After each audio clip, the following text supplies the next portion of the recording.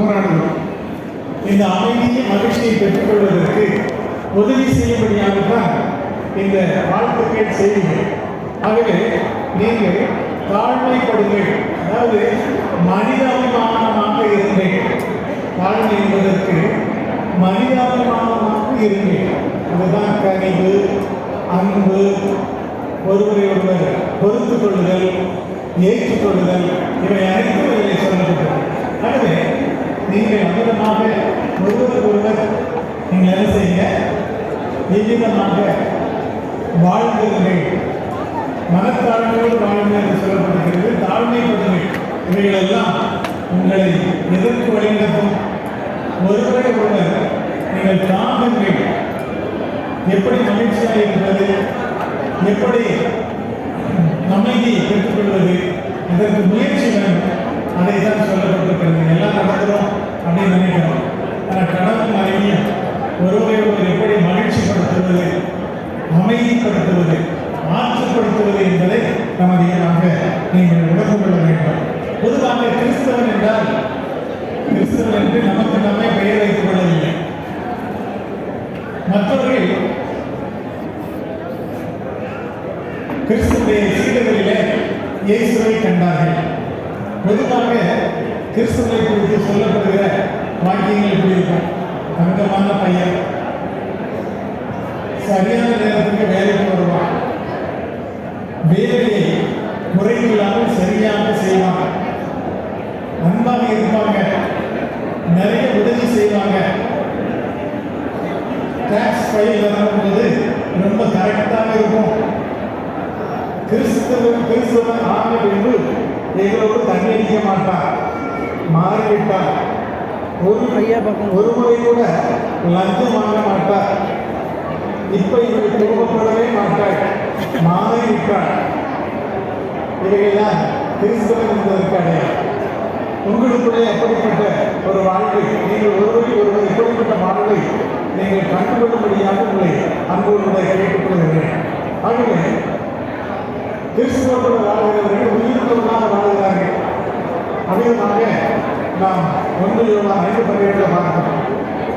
கொரிந்தியர் 1ஆம் அதிகாரம் 7ஆம் அதிகாரத்தில் 3, 5 ஆகிய வாக்கியங்களை படித்துக்கொண்டால் கணவன் மனைவிக்குரிய உரிமையை கொடுக்க வேண்டும். அதுபோல மனைவி கணவனுக்குரிய உரிமையை கொடுக்க வேண்டும். ஆகவே 2 பேருக்குள்ள உரிமை தான் என்பதை நீங்கள் சிந்தித்துக் கொள்ளுங்கள். நான் எந்த உரிமை கொடுக்க வேண்டும்? அது இயற்கை நாம் பார்க்கிறோம். அதுதான் நியாயம், அதுதான் நீதி, அதுதான் உண்மையான வாழ்வுக்கு, இணைந்து வாழ்வுக்கு வழிவகுக்கும். அதிலே தான் மன நிறைவும் அமைதியும் மகிழ்ச்சியும் கிடைக்கும். அதனால் நீங்கள் மனதை கொள்ளுங்கள். வாழ்க்கை என்பது நம்முடைய எதிர்பார்ப்புகளின் அடிப்படையில் அமைவதல்ல. எதிர்பார்ப்புகளின் அடிப்படையில் வாழ்வெல்லாம் நிகழ்கின்றது. ஆனால் ஆண்டவர் வாழ்வை நடத்தி செல்கிறார். ஆண்டவர்களை கண்டிப்பாக வழிநடத்துவார். அதுதான் வேத வாக்கியம் மிக சிறப்பாக சொல்கிறது. கணவன் மனைவி எவ்விதமாக ஒருவருக்காக ஒருவர் இயேசு கிறிஸ்து சொன்னார், ஒருவன் தன் நண்பனுக்காக உயிரை கொடுக்கிற அன்பிலும் மேலான அன்பு ஒருவரிடத்தில் இல்லை. இந்த அன்பு முதலாவது கணவன் மனைவிக்குள்ளே இருக்க. அப்படிப்பட்ட வாழ்வை நீங்கள் கொண்டிருக்கும் பொழுது நீங்கள் வாழ்ந்து மற்றவர்களுக்கு வாழ்வாக மகிழ்ச்சியாக நீங்கள் வாழ்க்கையிலே அவனுடைய நாமத்தை ஆசீர்வதிக்கிறேன். நிறைவான வாழ்வு, அமைதி நிறைந்த வாழ்வு, மகிழ்ச்சி நிறைந்த வாழ்வு, இதுதான் ஆண்டவர் தரும் வாழ்வு. இதை நீங்கள் பற்றிக்கொள்ளுங்கள், ஆண்டவரை தேடுங்கள், மேல முதலத்தை படிங்க, கொஞ்சம் ஆராய்ந்து பாருங்கள்.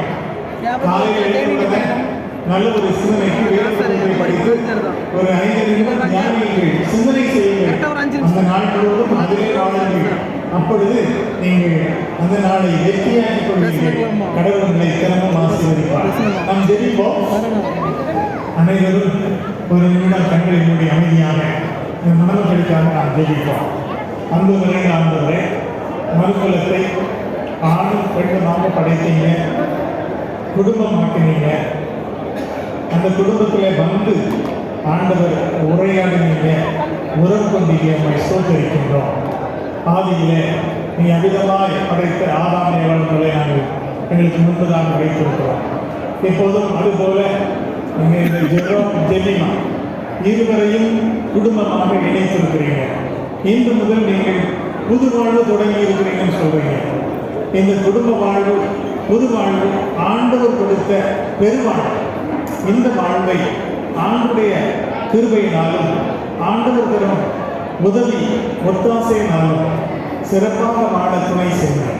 ஒருவருக்கு ஒரு ஊக்கமான அன்பு, ஒருவருக்கு மீது ஒருவர் மரியாதை, ஒருவருக்காக ஒருவர் பணி செய்வது, ஒருவரை ஒருவர் ஆற்றுவது தேற்றுவது, இதுதான் குடும்ப வாழ்வின் அடிப்படை என்பதை உணர்ந்து ஆண்டுடைய அருளை பெற்று அப்படிப்பட்ட வாழ்வு வாழவும் அவருடைய வாழ்வு மற்றவர்களுக்கு ஆசீர்வாதமாக இருக்கவும் நீங்கள் அருள் செய்ய வேண்டும் என்று மன்றாடுகிறோம். நீங்கள் எதை செய்தாலும் கர்த்தருக்கென்றே செய்யுங்கள். ஆண்டவர் உங்களை ஒருபோதும் காண விட மாட்டார். அவர் உங்களை உயர்த்துவார்.